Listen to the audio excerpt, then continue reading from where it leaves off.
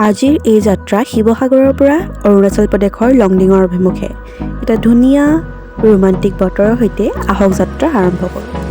গণপতি বাপ্পাৰ আশীষ লৈ আমাৰ যাত্ৰা আৰম্ভ কৰিছোঁ। সোণাৰীৰ নিচেই কাষতে লাগি আছে অৰুণাচল বৰ্ডাৰ, আৰু সেই অৰুণাচল বৰ্ডাৰ পাৰ হৈ আমি গৈ আছোঁ অৰুণাচলৰ এডোখৰ ধুনীয়া ঠাই লংডিং। অৰুণাচলৰ পাহাৰৰ ৰাস্তাত যেতিয়া আপুনি যাত্ৰা আৰম্ভ কৰিব, আপোনাৰ মনটো কেৱল সেউজীয়াৰে ভৰি পৰিব। আকাশ, সেউজীয়া আৰু পাহাৰ, কেৱল এই তিনিটা বস্তু। এই যাত্ৰাই মোক সেই মুহূৰ্তত মোৰ জীৱনৰ সকলো দুখ, কষ্ট, কৰ্মৰ জীৱনৰ ব্যস্ততাসমূহ সকলোবিলাক পাহৰাই তুলিছিল। কেৱল ডাৱৰ, পাহাৰ, আকাশ আৰু সেউজীয়া, লগতে এজাক চিপচিপীয়া বৰষুণ।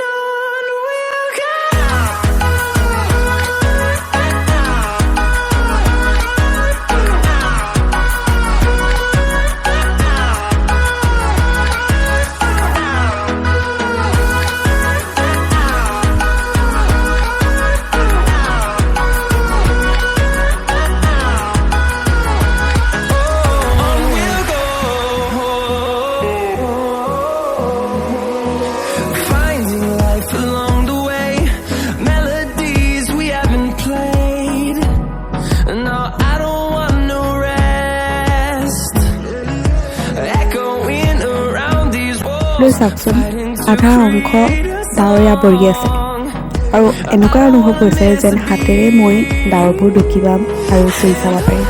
কিন্তু সেয়া একেবাৰে নহয়। দেখাত ওচৰ যেন লাগিলেও বহুত আঁতৰত আছে, কিন্তু আকাশখন যেন নিচেই ওচৰত আছে, মূৰৰ ওপৰতে আছে, তেনেকুৱা যেন অনুভৱ হয়।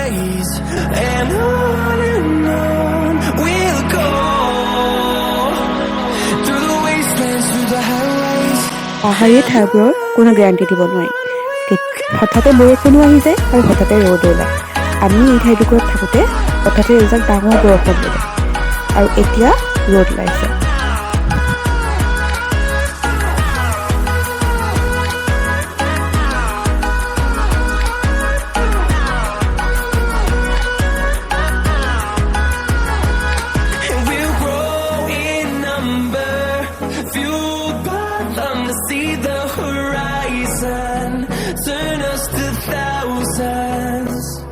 ইমান ধুনীয়া ঠাইডোখৰ, চাওকচোন এবাৰ ভিউটো চাওক। এনেকুৱা লাগি গৈছে যেন মই ইয়াৰ পৰা কোনোদিনেই নাযাম, চিৰদিন ইয়াতে থাকিম।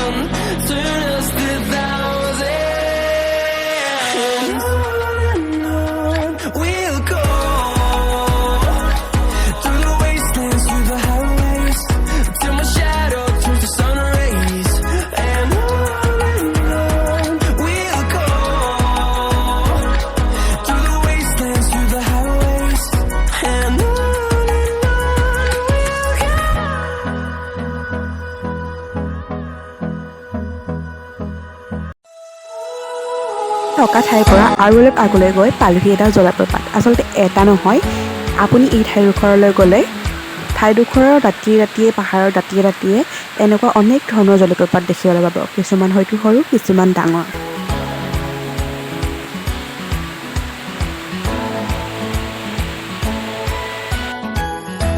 এয়া মই ক'ত বহি আছোঁ দেখিছেনে? আৰু মই ইয়াতে বহি আছোঁ, কিন্তু মোৰ লগত অহা বাকীসকলে কি কৰি আছে দেখুৱাম লগত। সৌখন আমি অহা গাড়ীখন হয়, আৰু এইফালে দেখিছে সকলোৱে পানীৰ লগত খেলি আছে, কিন্তু মই নাই খেলা। আচলতে মোৰ পানীলৈ অলপ ভয় লাগে, সেইবাবে। এতিয়া আমি পুনৰ সেই থকা ঠাইডোখৰৰ পৰা আৰু অলপ আগলৈ গৈছোঁ, আৰু এইডোখৰ অলপ টাউন এৰিয়া টাইপৰ হয়। আচলতে আমি দেওবাৰে গৈছিলোঁ যিহেতু, সেইবাবে দোকান পোহাৰবিলাক বন্ধ হৈ আছে, মানে দেওবাৰে বন্ধ থাকে, সেইটো গম পোৱা গৈছে। আৰু কৈছে যে এই ঠাইডোখৰত এখন নদী আছে আৰু দলং আছে, আৰু এইটো দেখিছেনে এটা কণমানি নিজৰা।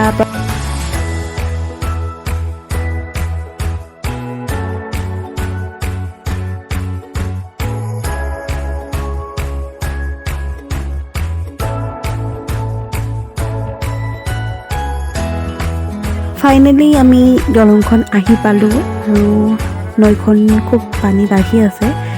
যিহেতু বৰষুণো দিছিলে অলপ আগতে, সেইকাৰণে পানীবোৰ ঘোলা হৈ আছে। আৰু নৈখনৰ নামটো কি হয় মই ভালদৰে নাজানো, যদি কোনোবাই জানে কমেণ্টত জনাব। দিনটো আমি এনেকৈ পাৰ কৰাৰ পিছত আমাৰ যাত্ৰাটো এনেকৈ অন্ত পৰিল বুলি ক'ব লাগিব। আমি পুনৰ ঘৰমুৱা হৈ উভতি আহিলোঁ আৰু খুব ভাল লাগিলে। এডোখৰ নতুন ঠাইৰ অভিজ্ঞতা গোটালোঁ।